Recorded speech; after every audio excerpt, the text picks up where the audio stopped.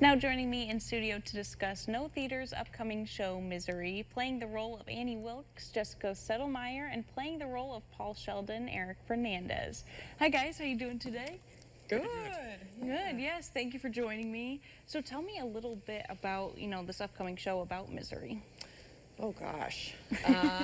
Well, it's it's based on a Stephen King book Yes. of the same name, which got adapted into a movie. Where William Goldman did the screenplay, and then he also wrote the play. So it was kind of like a double adaptation. yeah. I feel like, and that's kind of like thriller and scary almost in some scenes, or am I wrong? Oh, 100%. Okay, Yes. okay. Yeah. And I wanted to ask, how do you think that this really differs from the movie or the original book? I believe the original book is very it's closer to telling the story of Paul Sheldon, where I feel like the film and the play is you get a little bit more of Annie in there. You're very familiar with the book. I've never seen the movie. I really like the book. It's pretty different, but like the core stuff is the same. Like the relationship is like pretty much the same. The book takes place, I think, over like a longer period of time. But adaptation, they got to change stuff to make it work. Yeah. Medium. No, that makes sense. So tell me a little bit about your roles too. I saw you guys practicing in the green room before too. You guys are getting ready. Yep. Annie she's a wild card. She's been really fun to play and to tap into. She is definitely a character that you don't want to judge a book by its cover. Yeah, definitely.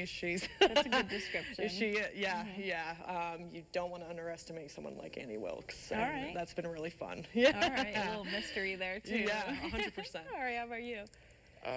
Paul Sheldon, he's a writer. He's pretty like modern person, just like lives in the city and stuff, and so he doesn't have, I think, to deal with a lot of extremely high stress situations, but he's in one now, so now he's got to kind of just buckle down and figure it out, which I think it's cool to put someone outside of like their comfort zone like that, and like in a life or death kind of a thing, Yeah. No, that is. And I want to ask, so we mentioned it was kind of like spooky and thriller-ish, how do you get that across in a, show, like in a, putting that on? I think it's important not to play the scary of it, but to play just what the moment is. So we're just navigating if we were put into this real situation, how would we respond to it?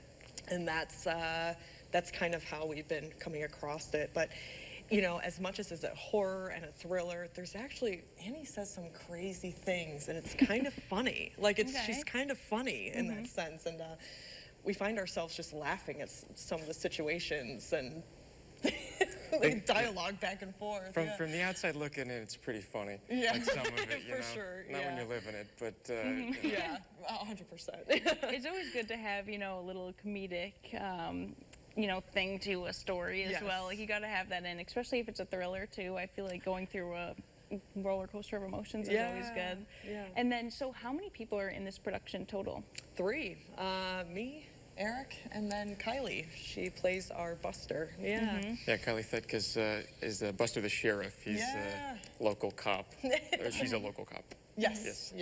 And have you guys played in shows before that are just like 3 people or smaller? I have. I was in a show with just me and another actor at one point. Actually, a couple of them. Yeah, and my husband and I, Joshua Settlemeyer, we did a show together once. Oh, that's awesome. Yeah. I feel like that'd be so stressful. I don't know. That's a lot of lines, right, for a show? It is very stressful, but somehow, lights come up and we do it, Yeah. And I always love asking if you would want to trade a character, or you could say the same, for a show, who would you maybe want to trade with to play that role? I think we would both take Buster. I would definitely Buster. Yeah, but I really like Annie. As much as I know that might be an odd thing to say. She does sound interesting. Yeah, she's very interesting, to say the least, but yeah. And why would you want to trade with Buster? Buster? Yeah, Buster. Buster. I think it's just a cool part. I think it's like, Buster's not in it quite as much as Annie and Paul, but like the parts Buster's in, they're really good. Yeah. And then I want to ask you, so what are some maybe like themes or messages that people could take away from this? Hey.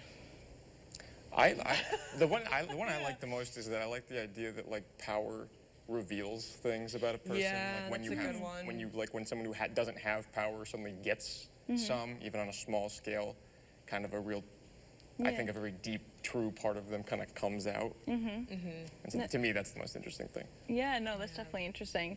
And then, so you guys have a special night. It's Pay What You Can night on February 13th, it says. So tell me a little bit about that and why you guys kind of incorporate that. Oh gosh, I think it all started with just getting people to be familiar with the theater and coming in and seeing a show. A jar is put out in the middle of the lobby. You can go with $1, even a cookie, I think, and just go in and see a show, which is super exciting. I think it was intentional for college students to come and see the show or be able to see theater as well in the area. But yeah. Yeah, I think it's just a great way to encourage people to like, if, it's hard to argue with like a buck to go see a play. you know? Come Yeah, out. and I've never been to the No Theater, so we have so many theaters around here. What does No Theater kind of look like? What is the stage and the venue? Yeah, think very off Broadway. It's very intimate space, a black box theater. I mean, there's the actor and there's the audience. We're right there.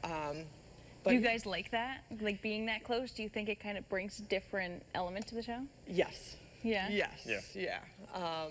I mean, we hear every breath and gasp, and from an audience, and Occasional commentary.